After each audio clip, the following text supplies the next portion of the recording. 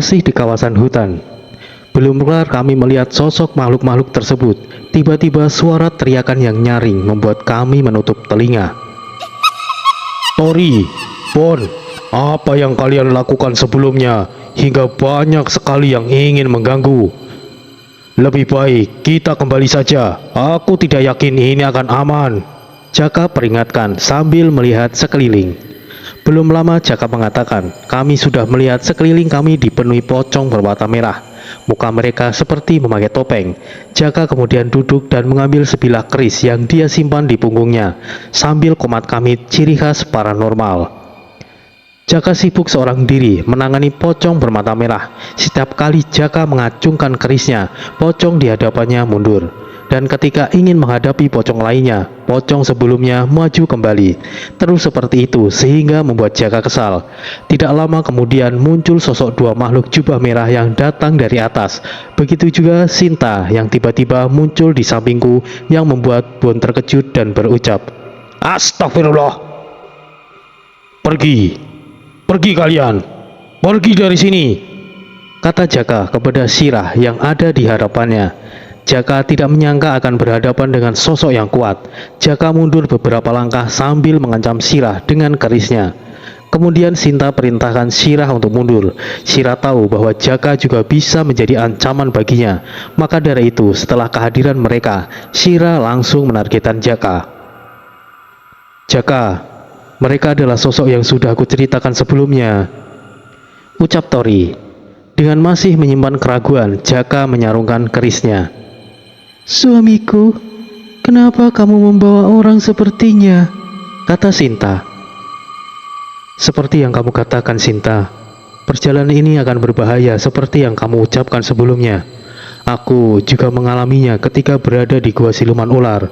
Bukannya aku tidak mempercayai perlindunganmu, akan tetapi akan lebih aman jika ada beberapa bantuan, bukan?" ucap Tori. "Itu terserah kamu, suamiku. Tetapi aku hanya akan bisa melindungimu," jelas Sinta. Tori kemudian menjelaskan kepada Bon dan Jaka bahwa perjalanan ini mungkin berbahaya dan untuk menjaga diri mereka masing-masing. "Tidak usah kau khawatirkan aku, Tori. Aku bisa jaga diriku sendiri," dengan lantang Jaka mengatakan. "Lalu aku bagaimana ini?" ucap Bon.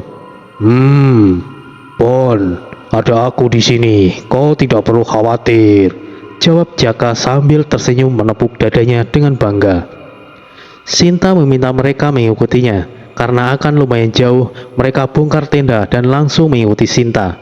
Setelah lama berlalu, suasana mulai berubah. Bon mulai perhatikan sekelilingnya. "Tidak perlu panik, Bon. Kita sudah ada berada di alam mereka," jelas Jaka. Kemudian mereka sampai di tempat seperti pondok yang terbuat dari kayu yang sudah berhiaskan pernak-pernik. "Kalian berdua, tunggulah di sini," Sinta berkata kepada Jaka dan Bon untuk menunggu di sebuah pondok kayu yang bersih dan rapi tanpa ada penjaga atau penghuninya. Jaka dan Bon lantas memasuki pondok tersebut. Tori dan Sinta bersama kedua Sirah berlalu pergi menuju ke istana Sinta. Setelah bertemu ibundanya Sinta, basa-basi dan lain sebagainya, kemudian Tori lagi-lagi menuju ke rumah yang ada di tengah-tengah terdapat ranjang yang mewah. "Berbaringlah di sana, suamiku," Sinta mengatakan sambil menunjuk ruangan kecil yang dulunya pernah Tori gunakan. Tori berbaring sambil mengikuti ucapan Sinta. Kemudian dia terbangun melihat dirinya sendiri tertidur. Setelah itu, Tori dan Sinta bersama kedua Sirah dan dua wanita kekar bertombak menuju ke tempat Bon dan Jaka berada. Sesampainya di tempat, kedua wanita kekar tersebut masuk dan dirasakan Bon kantuk luar biasa. Lalu keduanya mengalami apa yang aku alami. Bon melihatnya sendiri, kebingungan dan ketakutan. Dia mengira dirinya telah mati.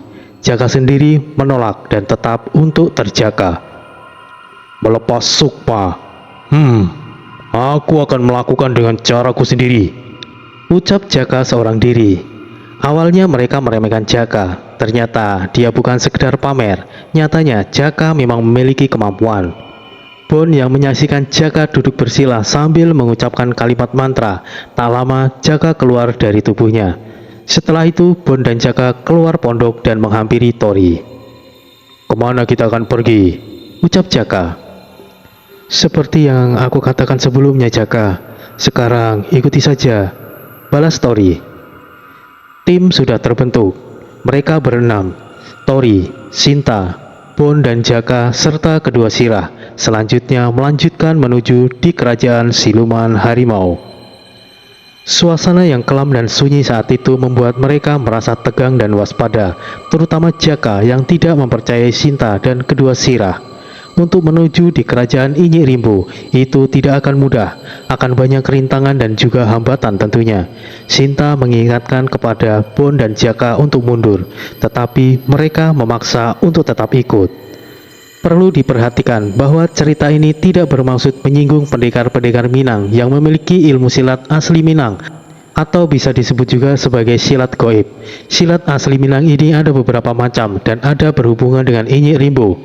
Jadi perlu digarisbawahi bahwa mereka hanya menceritakan berdasarkan pengalaman dan di dalamnya tidak ada kaitan untuk mengecap bahwa kerajaan Inyek Rimbo ini adalah salah satu makhluk yang jahat. Silat Minang ini yang berhubungan dengan Inyek Rimbo punya ritual khusus tersendiri untuk bertemu dengan Inyek Rimbo sendiri.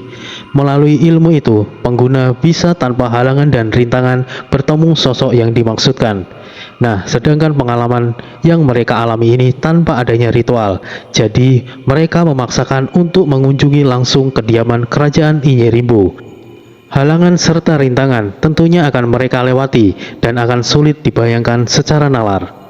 Masih di tempat yang sama, mereka berenam berjalan menelusuri di pinggiran sungai dan menemui sebuah air terjun yang tinggi serta luas. Tidak sekalipun mereka temui makhluk yang aneh. Berbeda ketika di dunia manusia. Di sana sungguh bersih. Di sekeliling hutan selalu mereka rasakan kehadiran dan penampakan ketika di dunia manusia.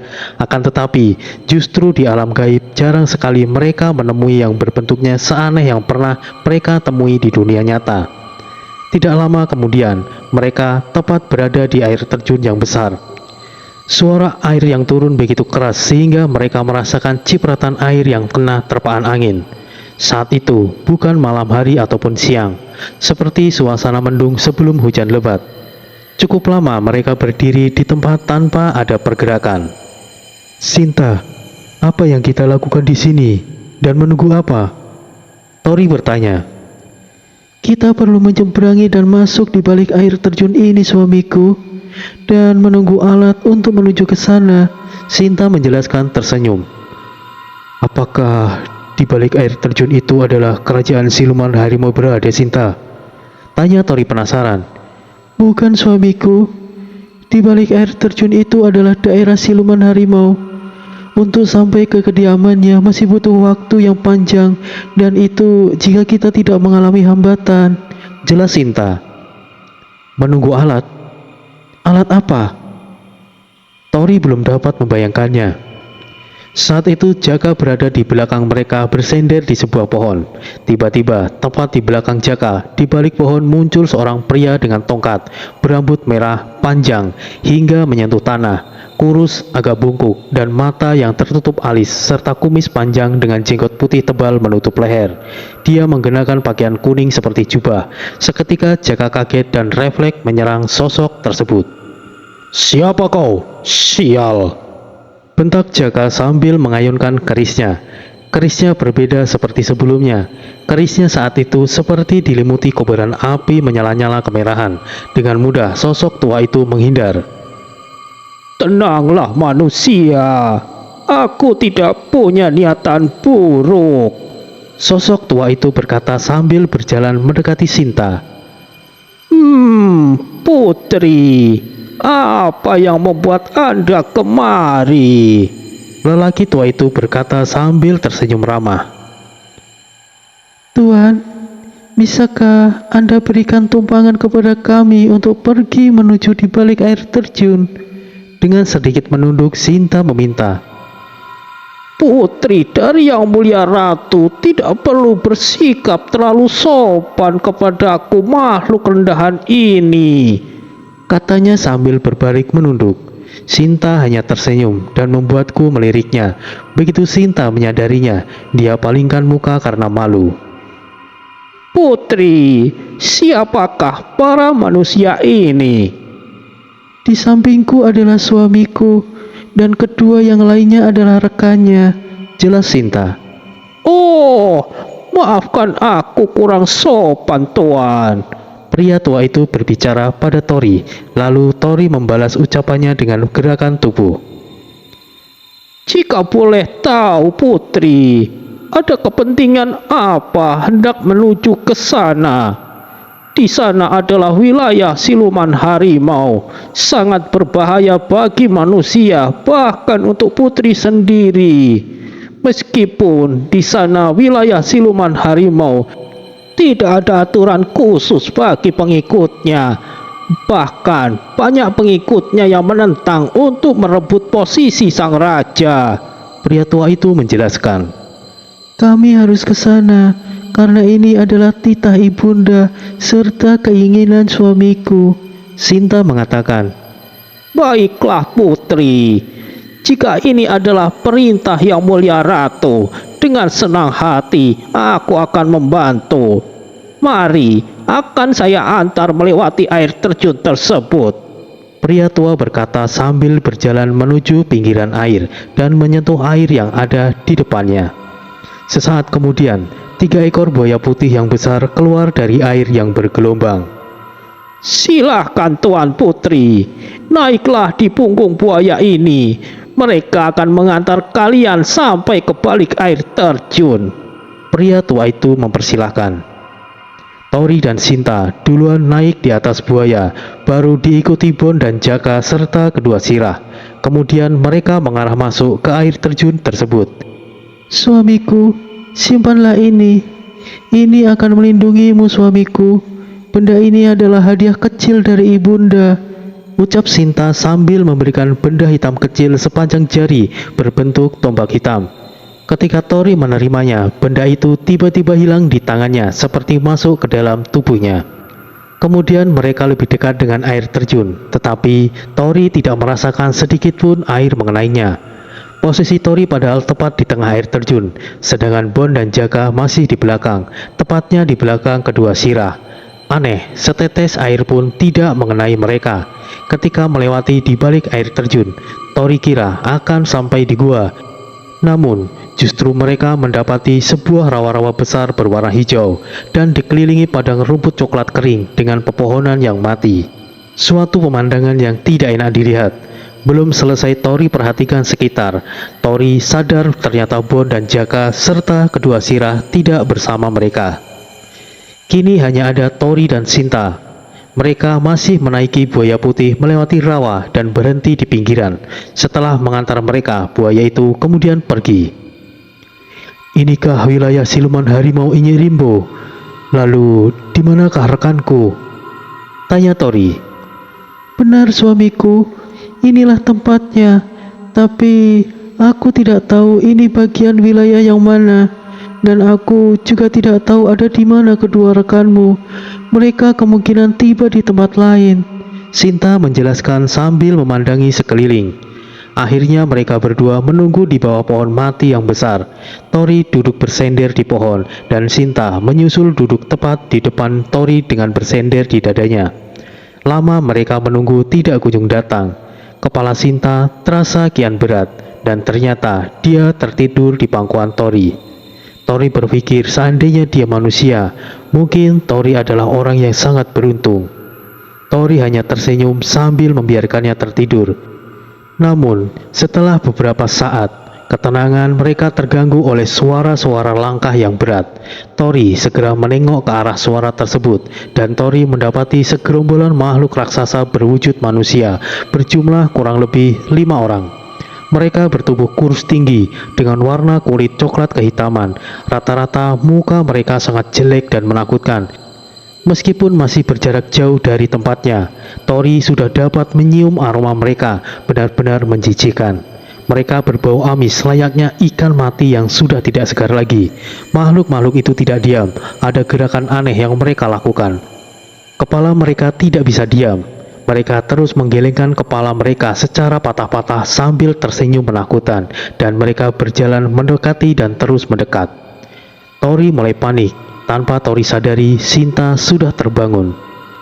"Tidak perlu khawatir suamiku, mereka hanyalah makhluk rendahan, tidak akan berani menyentuhmu selama ada aku di sini. Di dunia manusia, mereka sering diperalat manusia untuk menyelakakan manusia lain," jelas Sinta. Tetapi belum sampai Sinta terbangun dari pangkuan Tori, salah satu sosok sudah berada dekat dengannya. Sosok raksasa itu coba menggapai Sinta, namun tiba-tiba bagian tubuh makhluk itu terpotong. Hanya dengan ujung jarinya Sinta saja, Sinta menyerang balik makhluk itu. Tangan makhluk raksasa itu terpental dan putus. Sosok itu menggeram marah dan tubuhnya bertambah besar disusul tangannya yang kembali utuh. Sambil mengeluarkan suara yang menggelegar, makhluk itu menyerang Sinta dengan genggamannya yang sangat luas. Tentu saja itu tidak berefek sama sekali. Sinta seperti bermain-main menghindari serangan raksasa tersebut. Bumi bergemuruh saat raksasa itu menyerang. Kemudian tidak lama kemudian makhluk raksasa lain datang menghampiri Sinta, tetapi sia-sia. Tidak sedikit pun Sinta tersentuh. Sinta menghindari serangan seperti menari dan masih sempatnya menengok ke arah Tori sambil tersenyum. Saat itu pertama kalinya Tori melihat Sinta banyak bergerak, anggun, lembut, dan mempesona seperti bidadari menari. Tori sangat tertegun melihat Sinta tanpa perhatikan sekeliling. Ketika Tori sadari, dari arah samping kanannya telapak tangan besar hampir menyapunya. Beruntung saat itu Tori meloncat menghindar. Pohon besar tempatnya bersender roboh terkena tangan yang hendak menyerang Tori. Seandainya saat itu mengenai Tori, mungkin Tori sudah hancur bersama dengan pohon tersebut. Melihat Tori terancam, Sinta menghampirinya dan dengan cepat menghancurkan bagian dada makhluk besar tersebut yang hendak menyerangnya kembali.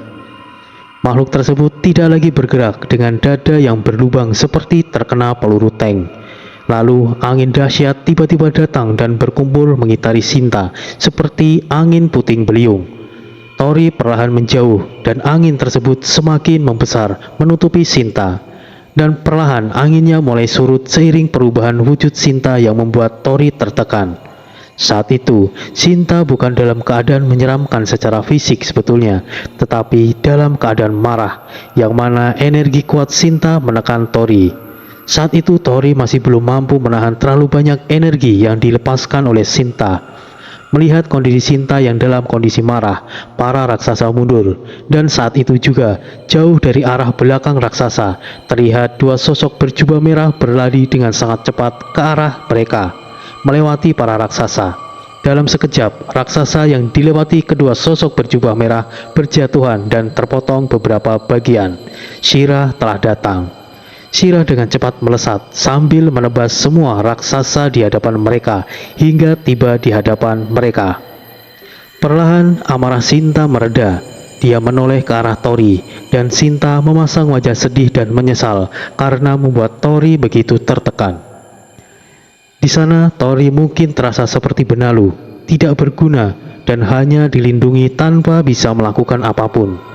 Setelah keadaan mulai tenang, mereka melanjutkan pencarian ke tempat di mana posisi kerajaan Inyi Rimbo berada.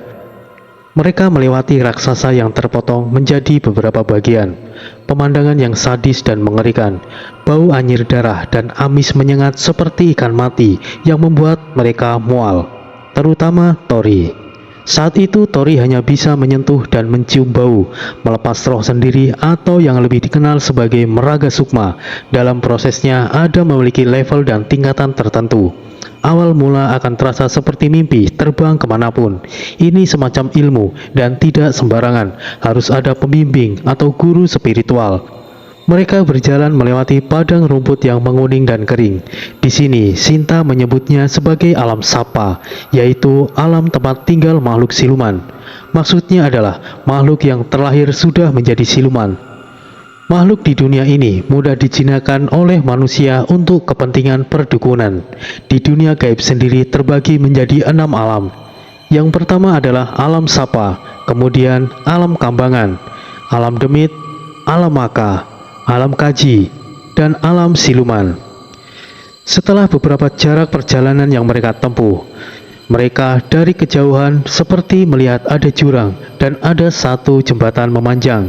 Ketika mereka sampai, mereka mendapati sebuah jurang yang gelap. Sepertinya sangat dalam sekali hingga dasarnya tidak terlihat. Lalu di atasnya ada jembatan yang terbuat dari tubuh manusia yang mati. Mereka berkelamin pria dan wanita, tidak menggunakan baju, hanya celana dalam saja.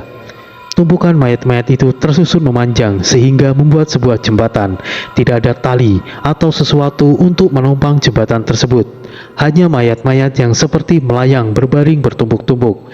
Ekspresi mayat-mayat itu amat mengerikan. Mereka melotot, mulut terbuka lebar seperti terkoyak. Dan mereka menimbulkan bau bangkai yang menyengat. Karena hanya itu satu-satunya jembatan yang mereka lewati, mau tidak mau akhirnya mereka melewati dan menginjak-injak mayat tersebut. Beberapa tubuh yang busuk ketika terinjak hancur dan mengeluarkan begitu banyak belatung yang membuat siapapun melihatnya akan muntah. Sambil menutup hidung, Tori berjalan di depan Sinta, dan di belakangnya seorang sirah dan sirah satunya berada untuk memimpin jalan. Di pertengahan jalan, samar-samar Tori mendengar suara-suara rintihan kesakitan meminta tolong, yang membuat Tori berhenti sejenak. Hingga Tori sadar, suara-suara memilukan itu berasal dari bawah. Dari dalam jurang yang gelap, semakin suara-suara itu terdengar semakin jelas dan kuat. Disertai begitu banyak roh-roh mondar-mandir dengan wujud beraneka rupa dan mengerikan. Ada yang kepalanya hancur, atau yang berjalan tanpa tangan dan kaki, hanya kepala dan sebagian tubuhnya saja.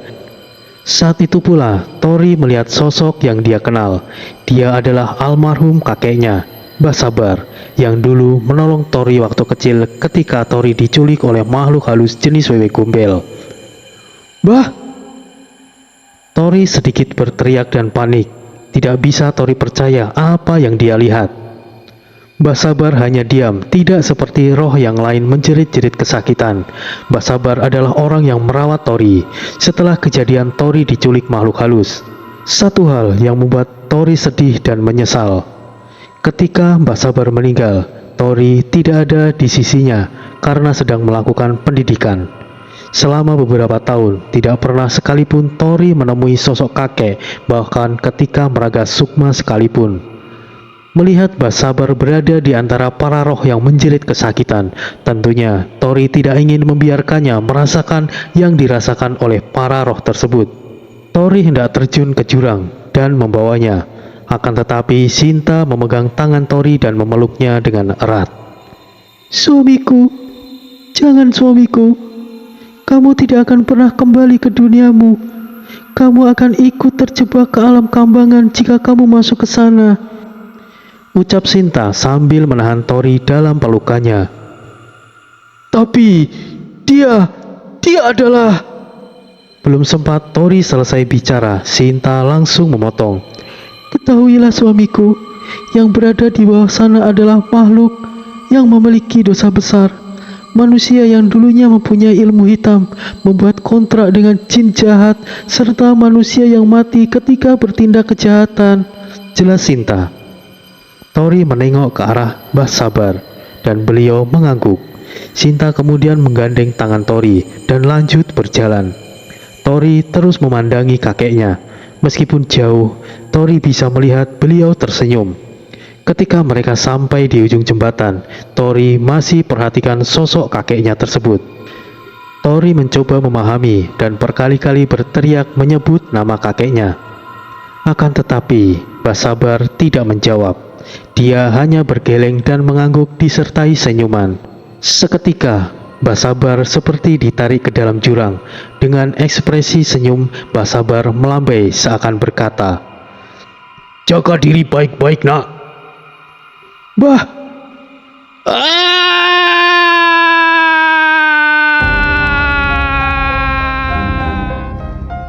Tori menangis meraung tanpa mengeluarkan air mata. Mbah Sabar adalah orang baik. Beliau sangat menyayangi keluarga serta membantu orang di sekitarnya tanpa pamrih.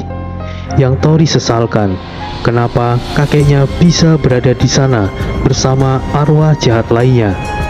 Awalnya Tori tidak mengerti, tapi penyebab kakeknya berada di sana adalah Noyo Genggong. Kejahatan yang dilakukan Noyo Genggong juga dibebankan oleh kakeknya karena terkait perjanjian antara mereka. Saat itu, kesedihan Tori memuncak. Sekali lagi, Sinta memeluknya dari arah sampingnya. "Percayalah suamiku, dari ekspresi kakekmu, beliau sangat puas bisa melihat cucunya untuk terakhir kalinya. Beliau juga sepertinya berpesan kepadamu untuk selalu tegar dan kuat, suamiku." Begitu Sinta menenangkan. Tori sangat terpukul saat itu. Orang sebaik Mbah Sabar harus berakhir di sana. Meskipun Mbah Sabar berpesan seperti yang Sinta katakan, tapi Tori yakin kakeknya sangat tersiksa dan mencoba untuk menahannya hingga beliau tidak bisa bersuara. Bahkan beliau juga sempat tersenyum untuk Tori. Tori paham itu, dan hal itulah yang menambah kesedihan Tori. Tori berteriak keras, menangis, tapi tidak setetes air mata pun keluar. Di pelukan Sinta, Tori seperti anak kecil yang cengeng.